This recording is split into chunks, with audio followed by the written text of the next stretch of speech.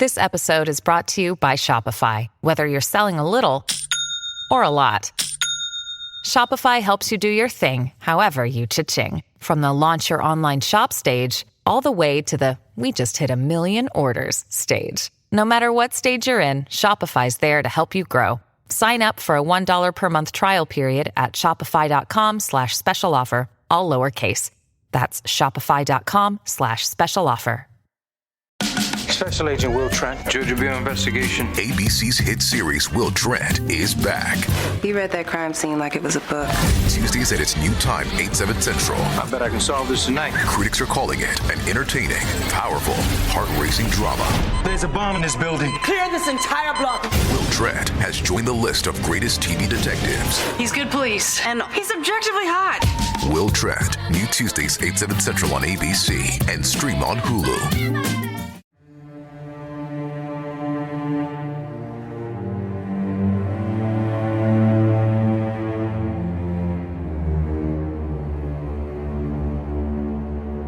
Hello, and welcome to Scare You to Sleep. I'm your host, Shelby Novak, and I'm going to read you some true stories sent in by your fellow listeners. How are you this week? Feeling a little weary? Life in a bit of a flux period? Hopefully I can take your mind off of it for a while. Before we begin, I'd like to announce that I'm doing a little stint on the Nightlight podcast, a show where hosts Prince and Freddie discuss horror movies. I'll be a guest for the whole month of March, where we'll be delving into home invasion horror. The first episode comes out Monday, March 4th, so keep a lookout for that. Now, let's move on to some true stories, shall we?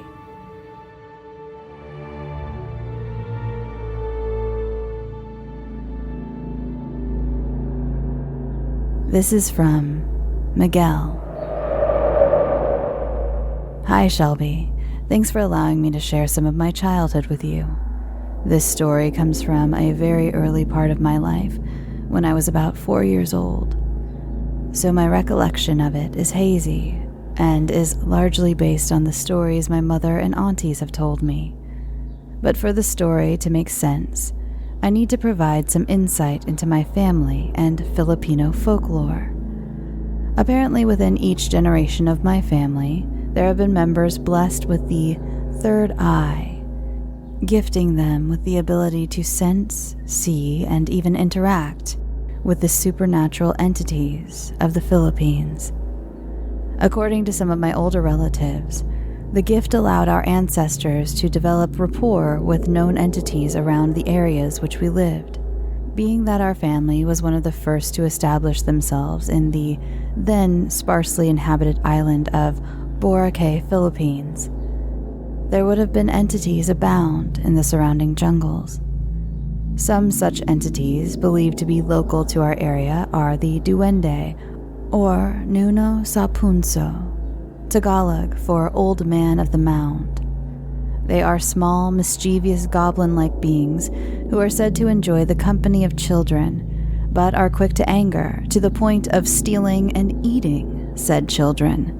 If anyone is disrespectful to their homes, which appear as small mounds of dirt under large trees in the jungle, you would say tabi tabi po, which means, "Pardon me, sir," in order to show them and their homes respect. I learned this tradition from my relatives at a very early age. While I was not fortunate enough to have this family gift of the third eye, my little brother was, and he apparently showed it at a very young age. He would often stare into the far distance when outside looking into the jungle, and would babble and react to things that no one else could see.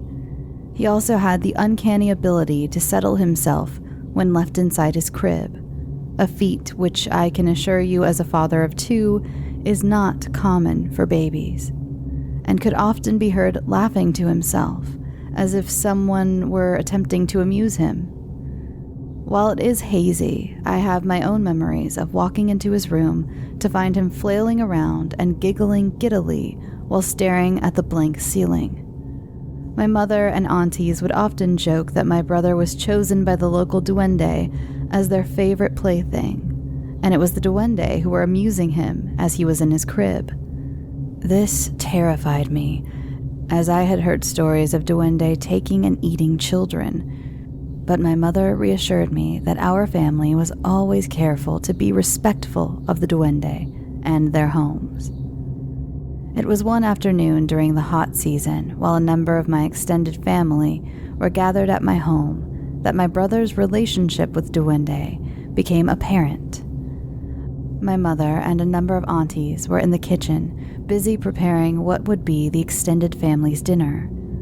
I was in the living area with my cousins, playing games and engaging in general roughhousing, those things you do as kids when the adults were too busy to keep an eye on you. At that point, my brother had been put down in his room for a nap, but was due to wake up for a feed at any moment. I heard my mother's voice from the kitchen shouting at me to check if he was already awake. Usually, I would have been able to tell if he was awake through the sound of his giggles. But that afternoon, I didn't recall hearing anything. So, I left the company of my cousins to go check on him. When I entered the room, it was eerily quiet, and I saw no movement coming from my brother's crib. I moved closer to get a better look and found his crib empty, with him nowhere to be seen. I immediately began crying and screaming, "Duende," prompting my mother and a number of aunties to come rushing in to find me next to the empty crib. Panic ensued, as all the family rushed around the house looking for my brother, who at this point could barely crawl, let alone get himself out of his crib. After what felt like an hour, but was most likely a few minutes, of panicked searching, one of my cousins began to call out from the front of the house. As everyone rushed out, we were astonished to find my cousin standing next to my little brother, laying in the front garden. His cheeks were red, and he was breathing rapidly, and according to my cousin, he was hot to the touch.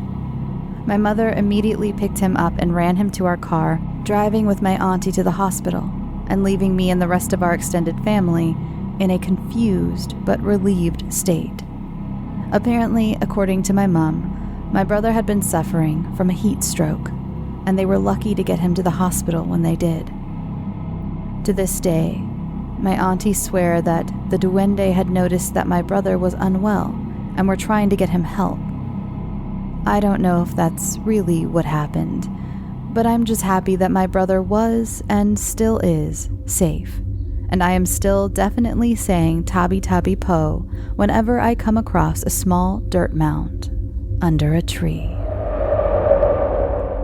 Thank you so much for sharing that story, Miguel. That was fascinating. Thank you for sharing so much about your culture and folklore, and I admit I might be saying that as well when I come across a small mound of dirt under a tree. Wow, that was really interesting. I'm so glad your little brother is all good. I'm so glad that they got him to the hospital. And wow, what do you think might have happened? Do you think it was duende? Do you think it was something, I don't know, more explainable? I don't know. Let me know out there. How have any of you out there also had any run-ins with the duende? I'd be really interested to hear more stories about it. I'd never heard of that. And it's so fascinating. It's so interesting how so many cultures have their own version of like mischievous little guys. All right, moving on. Again, thank you, Miguel. That was just so interesting. This next submission is from Vic. Hey, Shelby. First, I wanted to say how much I love your podcast. Thank you. I usually put it on when I drive home from college, and I like to save it for that so I can have a long Scare You to Sleep marathon. I was listening to your last true horror installment, 17, I believe, this weekend while I drove home, and I decided it might finally be time to submit some stories of my own. So, I go to college in Denton, Texas, and one of my favorite smoke spots is Old Alderman's Bridge, better known to online horror fanatics as Goat Man's Bridge. I've never personally seen the Goat Man, that I know of, but I also tend to avoid the place at night. That's when all the paranormal investigators and tourists flood to the place, and for my purposes, it's not so great to have a crowd. My friends and I usually go around late afternoon so we can watch the sunset and not have to worry about someone stumbling upon our activities. This particular time we had arrived a little earlier than usual, so there were still a lot of people jogging on the paths and fishing in the river. Our usual spot is across the bridge, a little ways down the path, and then off a lesser-known path that forks from the main one to a small cliff that overlooks the river. It's usually a great spot because the tree blocks people's view of us, both from the bridge and the path. However, this time, there was a man and his son fishing off the cliff directly opposite ours. There was also a couple with a dog who kept jogging past us closer than we were comfortable with, and it happened so many times that we figured they were trying to suss out what we were doing. We ended up deciding to stake out a different spot, further down the river, so we packed up our supplies and crossed back to the other side of the bridge.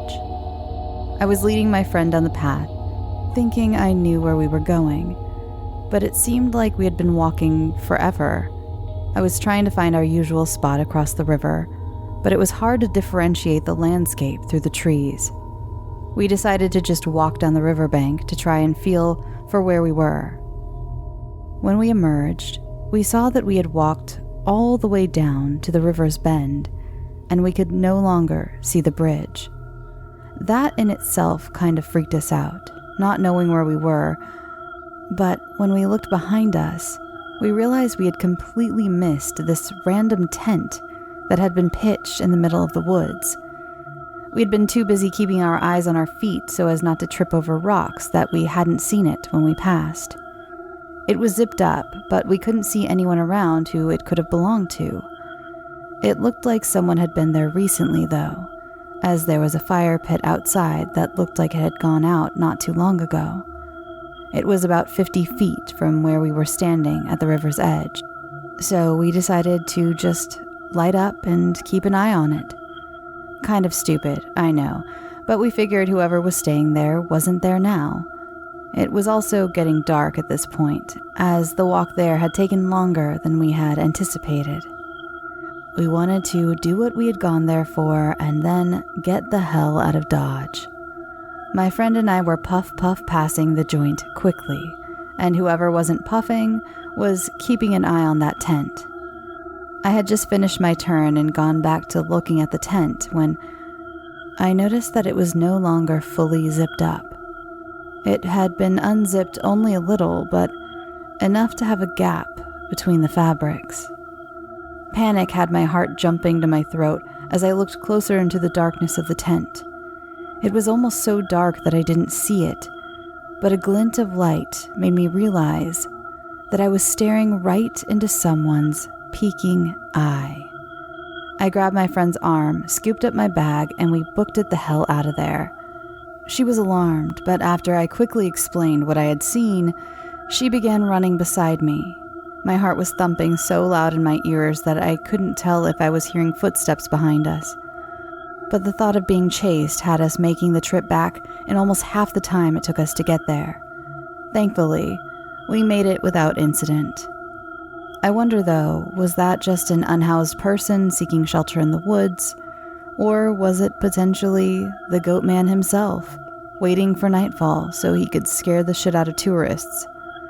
Obviously, it's probably the former, but I like to think that maybe that was my one glimpse of the famed demon of Old Alderman's Bridge. On another stoner adventure around Denton, my friends and I encountered someone we now call the Hat Man. Despite there being no Benadryl-induced hallucinations involved, we had been joking about the Hat Man for weeks at this point, so we thought it only fitting to mantle this guy with the title.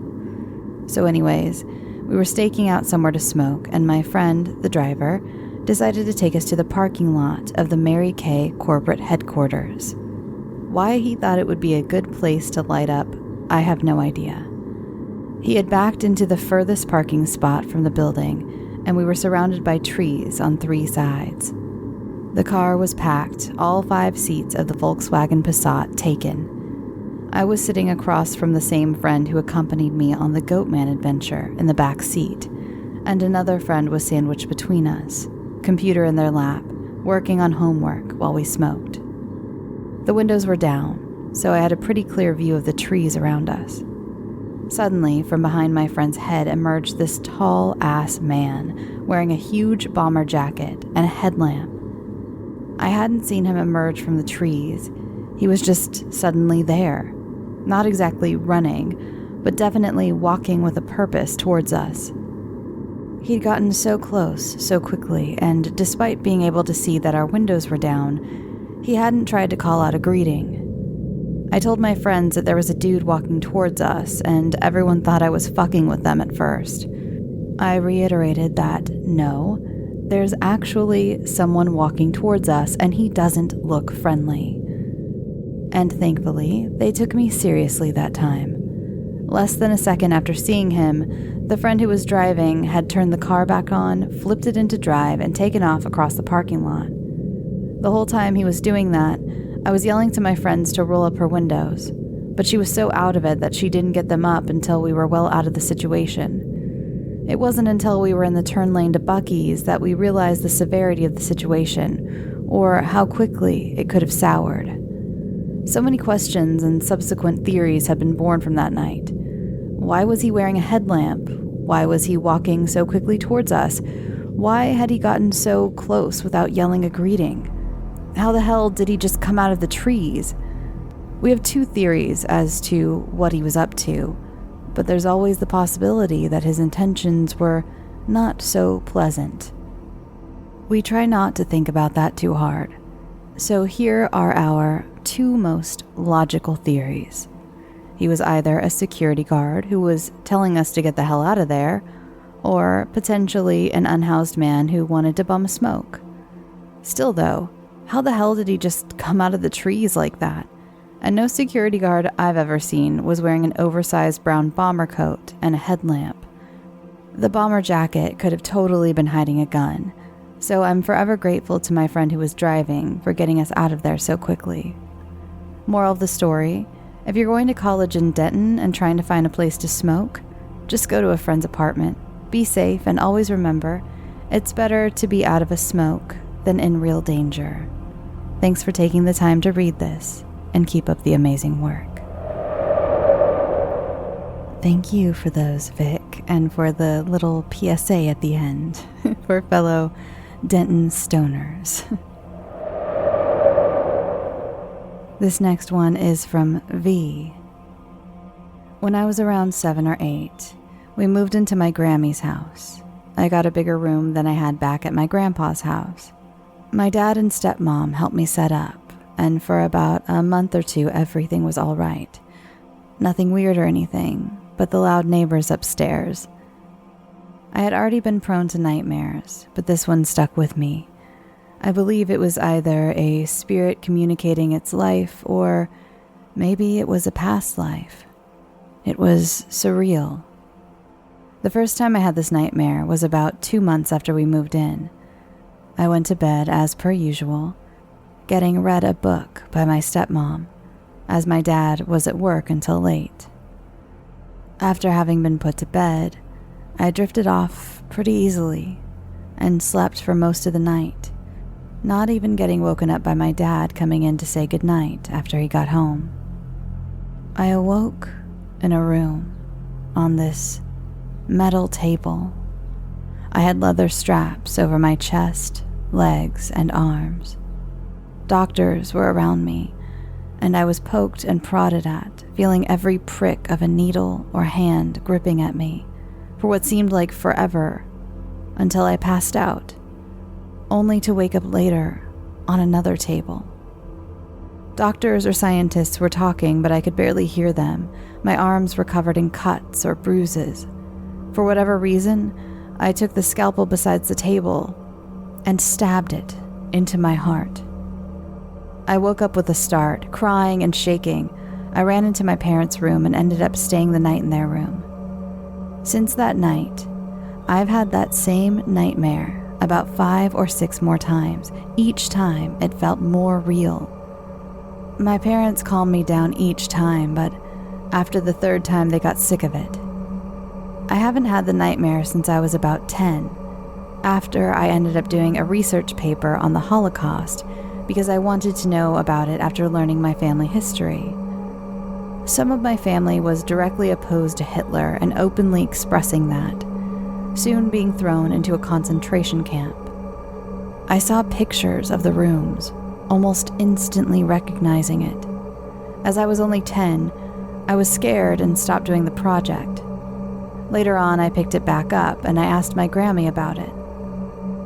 There was a girl about my age who passed away from my family in the camp. I didn't put the pieces together until later. To be honest, it was the most scary repeating nightmare I've had.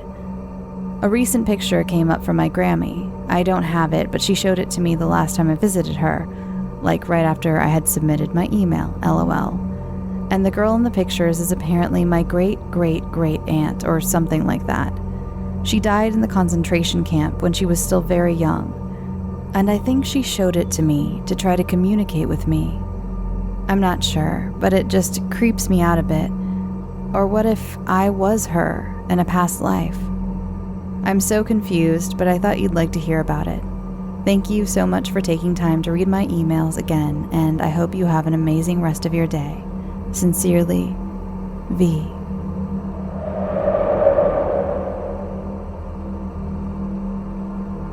Thank you, V. That was really fascinating. It's so interesting that your grandmother had that picture as well. By the way, the note that V had made that said, right after I had submitted my email, so V had sent me an email and then said, actually, can I send you an updated one? And that was the update. So that's really interesting. I don't know much about past lives. I don't fully know if I believe in them. I don't know. I'm not trying to shit on anyone's beliefs. I just, I don't know. I've tried to do some past life regression, like at-home guided meditations and things, and that's pretty interesting if you're ever, looking for something to do on a Friday night. Highly recommend. It's a fun little exercise. It gets a little weird sometimes, especially depending on your inebriation levels. I would be reading this next story, but my cat is in front of my monitor. Clarabeau, the people would like to hear the next story. If you could move, please. Thank you very much. This next story is from Daniel. Hey Shelby, huge fan of the show. I've been meaning to send these in, but only ever think about it after listening to yet another true horror episode. Well, here you are, Daniel.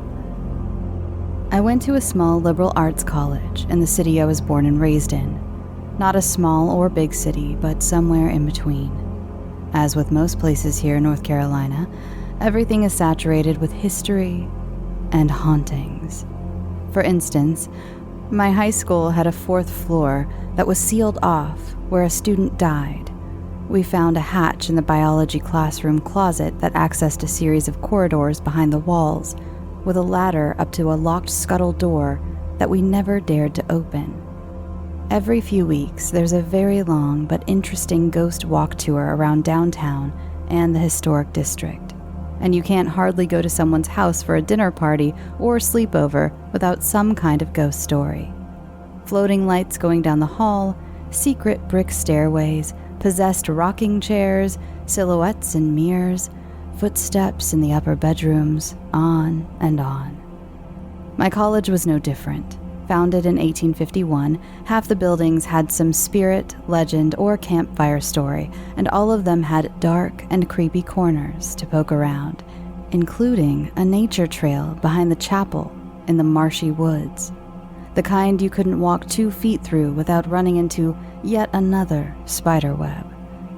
I was a commuter all 4 years, since my parents were barely 5 minutes away, and it saved me quite a few $100 per month on my student loan payments. It also meant that I often had nowhere to go between classes or in the evenings, and, not wanting to go home yet, I often felt stranded and alone.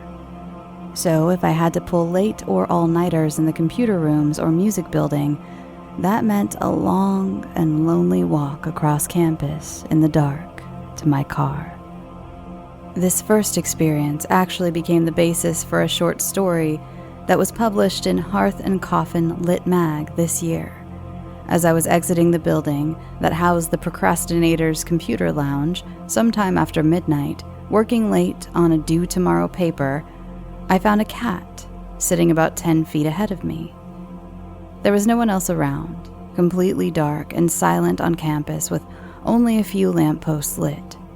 It just sat there with its tail flicking, watching me. I love cats, and of course I tried to befriend it, but it ran off down the same path I had to go to the commuter parking lot. I walked on, and every time I got close, the cat would sprint ahead another 20 or 30 feet and sit again, waiting for me. This carried on across most of campus until we reached the back of the admin building, the oldest structure on campus. Faded and stained stone and brick, rusting iron fire escapes, and floorboards warped and squeaking with age. Once there, the cat darted along the building to the mouth of the open crawl space door.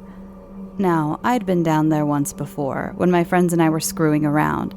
It was a concrete-floored cellar space, cinder block walls, old toilets and broken sinks scattered everywhere, and a series of square cinder block cloisters, one with an old wooden table and chairs around it, another with a lone wire dangling in the center of the room, curled up and tied around itself like a noose.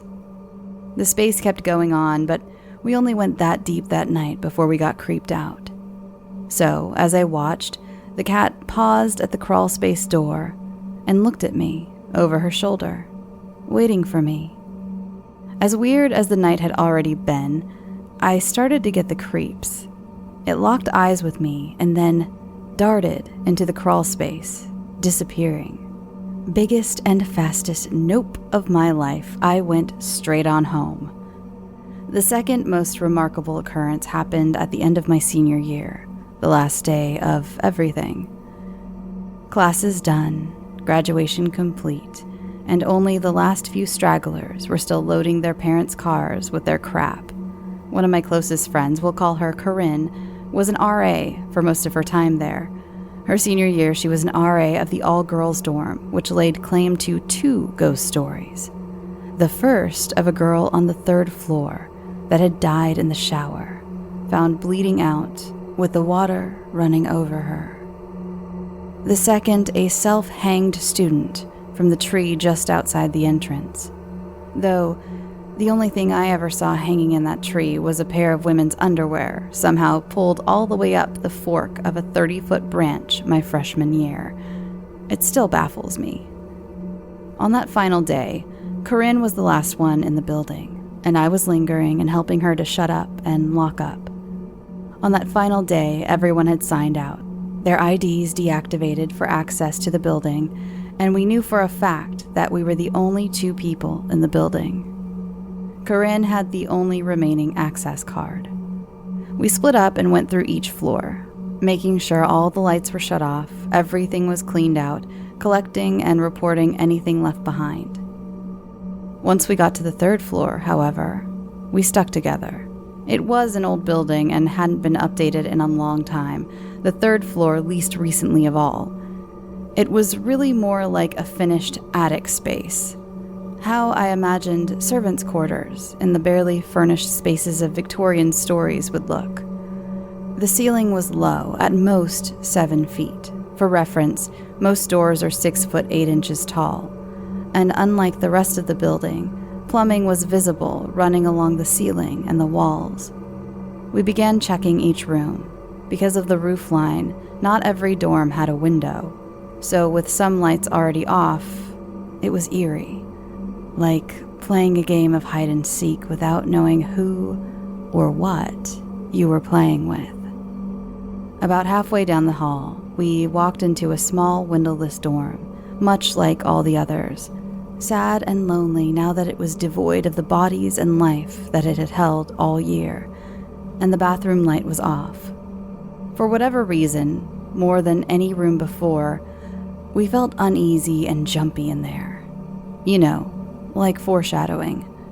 We carried out our duty, looking under the beds, checking the drawers, and Corinne was ready to bolt out of that room. I insisted we had to check the bathroom per requirements.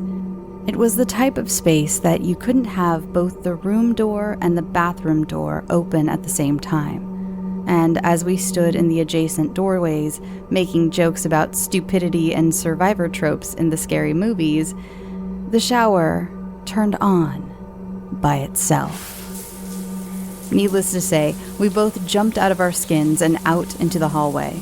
Corinne refused to go back in, but I decided to check it out. Not usually my style. See my aforementioned cat nope. But I figured it had to be some kind of prank. Maybe one of our friends, one of the other RAs, or Corinne's boss, who was an adult staffer in charge of the RAs. The bathroom was barely big enough for a sink, toilet, and fiberglass shower. You couldn't stand in the center and fully outstretch your arms in any direction, and the door swung outward, so I didn't bother to turn the light on. There was no one in there, and the water was running cold on full blast.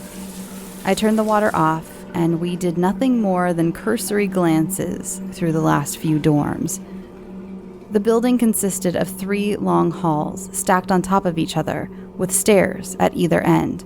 So while it is possible someone could creep around without us seeing as we were going in and out of rooms, there was no way for anyone to sneak into that particular dorm behind us, and there was no escape without us seeing them, even if they did. It's one of the few truly unexplainable things I have personally experienced. I hope you enjoyed these little spooks. I know they're a little anticlimactic compared to the demons, time slips, and matrix glitches often on your show, but even though I've seen a few weird things and had a few bad feelings, these 2 have always stuck with me. Thank you and take care. There's a lot of sickness going around this time of year. Thank you so much, Daniel. That was fantastic. That was very eerie. That second story, oh my God. I can't imagine hearing that shower turning on. I would have reacted the same way as you two, just bolting out of there. You have very good instincts. You have very good non-horror movie instincts, it seems. I know you went and had to turn the shower off, but, you know, what are you going to do? But that first one where the creepy cat was like leading you into the demon basement, and you said, no thank you, not tonight, and went on your merry way. So great job there. And wow, what a creepy, I know you didn't say the name of the college or anything, but what a cool university. Like, that sounds awesome. If anyone recognizes it from all these descriptions, go check out that basement, will you? Or maybe don't. Maybe I shouldn't send people into a creepy, unfinished basement. That could be a liability for me. But maybe ask around about the spooky stories, like the girl in the tree. And the extra mystery, how did the girl's underwear get in the tree?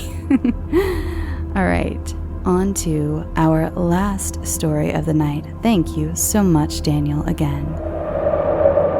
This is a third man story from Matt, and just a reminder to those of you who may not have listened to my third man episode, it's a dark Reddit. I believe it's the last dark Reddit that had the most recent dark Reddit, I should say.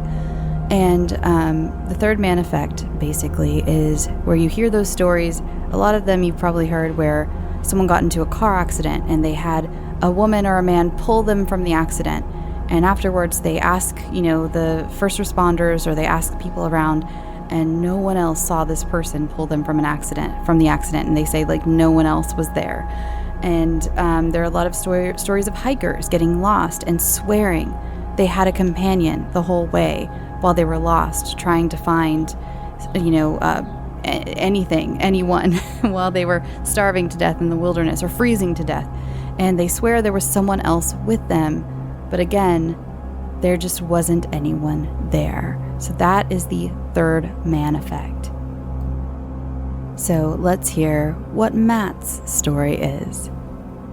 Hello, Shelby. I've got a third man story for you. 25 years ago, my wife and I and our 2 sons were driving home from a graduation ceremony. We got caught in a monsoon of a rainstorm. I was doing maybe 20 miles per hour before a wiper blade was blown off the windshield. I stopped under an underpass to fix it. My wife stopped me and got out to do it herself. Suddenly, there was a tremendous bang. Then, darkness. I regained consciousness and looked around. We weren't under the underpass anymore. My wife wasn't in the car, and my glasses were gone. I got out of the car and quickly realized I'd been rear-ended. I looked around, but without my glasses, I couldn't see my wife. The back end of the car was smashed in, and I couldn't open either back door to get to my boys. Next thing I know, there was a woman standing there. She hadn't gotten out of a car, as there wasn't one around to get out of. She was just there. She asked if I was okay. I said no, my neck hurt, I was dizzy, I couldn't see and couldn't find my wife. She said that she was a nurse and told me to go sit away from the road and that she'd stay with the boys and keep them calm until the firemen who'd just arrived could get them out. I could see her shape go to the car as I sat. Eventually, the boys were cut out of the car and we were all loaded into an ambulance. My wife was in there. When we were hit, she was thrown and knocked out. If I'd gotten out, I'd have been thrown into traffic and killed. At the hospital, my wife and I spoke. She too had spoken to the woman. The nurse told my wife that she'd coached the firemen on cutting the car so as not to hurt the boys. The next day, she called emergency services and the police to get the woman's name who had helped, so that we could thank her. Both places said there was no woman. That is so bananas, Matt. That's wild. That is a true blue third man story. I'm so glad that you're all safe, by the way. And not only just a third man story, but the intuition sort of moment of your wife being like, actually, I'm going to get out and check the wiper blade. And the realization later that you would have been killed. I mean, this is what an incredible story. You must have felt so fortunate afterwards, so blessed. And clearly someone was watching out for you, this mystery nurse, whoever she was, and wherever she may be now. So thank you so much. Thank you for listening, everyone. And I wanted to say very quickly, next week I'm going to be doing another voicemail episode. I haven't done one in quite a while. I think it's been a couple years now, actually. So please send me your voicemails. The phone number is in the show notes. You can see it there. And let's see, I'll read it to you too, just in case. The phone number is 323-546-8764. Feel free also to text that number with your questions if you don't want your voice played on the episode. I'm kind of treating it as also a voicemail episode, but also kind of a Q&A episode. So I put out on social media, if you didn't see, go ahead and call that number if you'd like to leave a voicemail, if you'd like to ask me questions or try to scare me. I always love it when you try to scare me. So try to scare me, ask me questions. Feel free to, again, text that number. Or if you want to remain anonymous when you're asking questions, I know we can all be a little shy sometimes. You can go to scareyoutosleep.com and there's a contact submission form on there. And you put in whatever information you'd like and it goes directly to me. So if you'd like to leave off or leave a fake email address, I can't remember. I think it makes you put in an email address. But, or, you know, and put in just anonymous or anon in the name portion and ask your question. That is also completely fine. And of course, go ahead and call me if you'd like. call me, leave me a message, ask me a question, just leave me a comment if you'd like. If you have some, I don't know, constructive criticism, sure, let's just make it kind of a free-for-all. Feel free to ask, again, AMA, ask me anything. So that'll be next week. So I'd give you over the weekend, those I can do pretty on the fly because I'm just reacting to whatever you send. So let's say until next Wednesday, the 28th. Let's say the 28th. That's when you have until. And if you get in late, maybe I'll have enough to do another one of these again soon. They're just so much fun. And I actually remembered it because Google was like, hey, your Google number is going to expire if you don't use this. And I was like, oh no, let's do one of these. So go ahead, again, text the number, call the number, leave me a contact submission form, whatever you'd like. I'm going to compile. And I've already had a couple people DM me questions on Instagram, and I did see them. So I wrote them down on a pencil and paper, like the old days. And so on a pencil and paper, with a pencil on a paper, you know what I'm saying. So please do that. Again, if you'd like to follow the show on social media to keep up with little announcements like that, you can follow it at Scare You to Sleep. And that is on Instagram, Twitter, and Facebook. If you'd like to follow me personally, you can follow me at Shelby B. Novak on Twitter and Instagram. And let's see what else. Oh, if you'd like to submit a true story for the next True Story episode, send it to scareyoutosleep@gmail.com with true story in the subject line. And if you'd like to submit a fictional story for the more usual episodes, feel free to send those also to scareyoutosleep@gmail.com. By the way, I've had this happen a few times recently. If you want to submit a true story to me, just send it. Just send the story. I had someone reach out on the contact submission form actually and say, hey, are you interested in me sending you this true story of this crazy thing that happened? And I tried to email you back to say yes, and your email was incorrect. It said that it was an incorrect email, so I couldn't say yes. So if that was you, yes. And you don't need to call. You don't need to message me and say, would you like to hear this story? Just send it in. Some of them won't make it on the show, just due to volume and content and things like that. But feel free to just send them. You don't have to ask me. And because sometimes I don't get to all the emails. There are a lot of emails. I get a lot of emails, which is great. That's great. It's a great problem to have. But it is just me. So please just send them. Go ahead and send it. You don't need to ask. Same with the fictional stories, by the way. If you have a fictional story, I've had quite a few people who are like, oh, I wrote this story called this. Would you want it? Just go ahead and send it. And then I will file it into its correct little category in my little Gmail account and get to it as I'm reading through submissions for both categories. Okay, now that I've lectured you enough about how to send me emails, God, what a bore.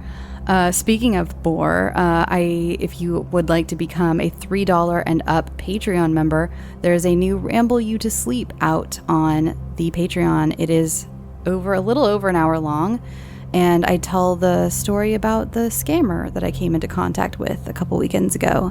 So check that out if you like. Again, that's for the $3 and up tiers, and for as little as $1 a month, you get all the episodes ad-free. And $3 and up gets you all the bonus episodes, like Ramble You to Sleep, aka Bore You to Sleep. And here we are speaking of rambling and boring, here we are at the ramble portion of the episode. Wow, you can tell these rambles really are off the cuff because I always stumble over my words because I do not have them scripted. Let's see, I left myself a little note to talk about, oh yes, the voicemail, that's all. Okay, so I already talked about that at length. So this week, did I bake anything? No. I didn't bake a gosh darn thing this week. I mentioned, I think last week, that I've been really wanting to make that coconut cake, and I just haven't, everyone. I just haven't.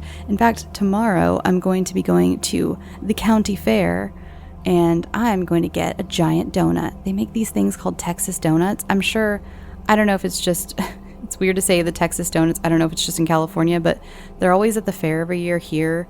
And so I'm pretty sure they travel to all the California fairs. I don't know if they travel to other ones, but they're called Texas donuts. You can probably imagine why. It's because they're ginormous. They're big. And they're so good. They're like really good donuts though. They're not just like big donuts and that's the only thing. Whatever their recipe is, they make the best just glazed donuts. They're so good. I used to get them every morning and they're huge. Like, God, teenage metabolism. I used to get one every morning when I used to have a pig. Fun fact about me. I used to raise pigs for the FFA. I had a pig every year for the FFA. And I'd be there at like 4 a.m. and the donut place would open at like 5 or 6 a.m. and I would get one every morning with a coffee. Ugh, beautiful. I love fair food. Fair food's amazing. I feel like it's very uniquely American, and please don't come for me. I just mean that like fair food is always pretty wild, and it's like just so so American. I mean, I know at some fairs you can literally get deep fried butter. That's like pieces of butter that have been dunked in like batter and then deep fried. I mean, what more could you want? I love fair food. I'm so excited to go. I used to be a rides gal, but now I fear death. I've realized my own mortality, and fair rides scare me.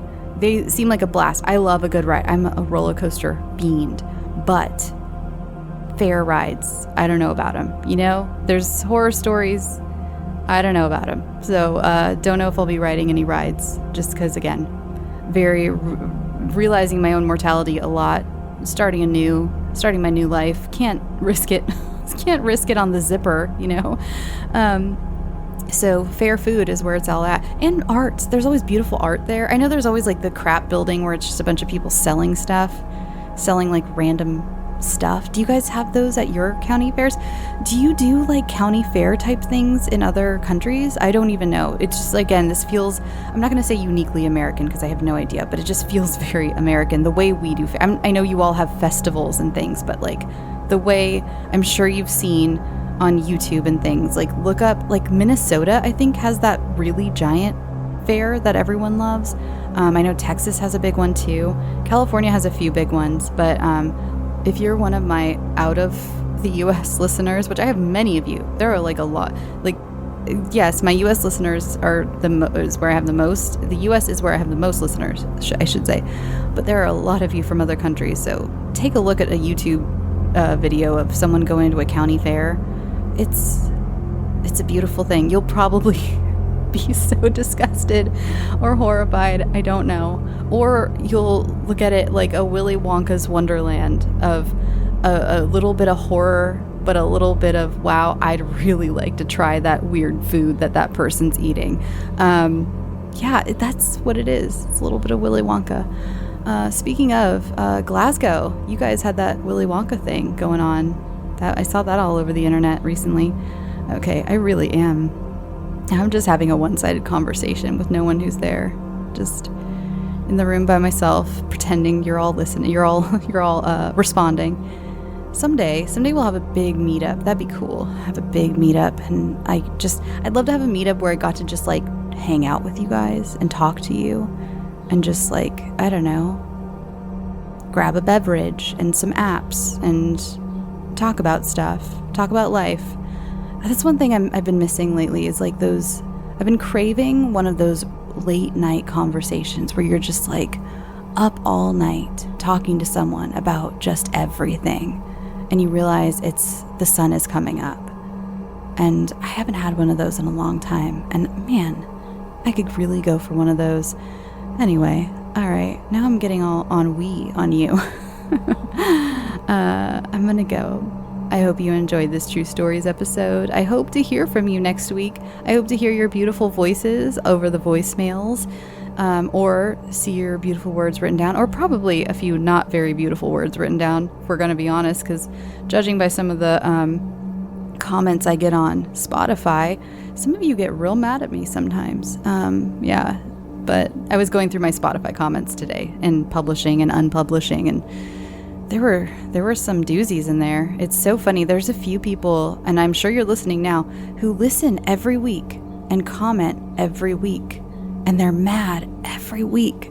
And I'm like, are you in love with me? Because I don't know why else you would listen every week if you hate it. Like, that kind of hate that's so much, hate and love, there's a fine line between them. So I don't know. We'll see. Are you in love with me? Comment down below. All right, I'm going to go. I need you all to drink water. I need you to do that. Drink water. Go get some sleep. Sweet dreams.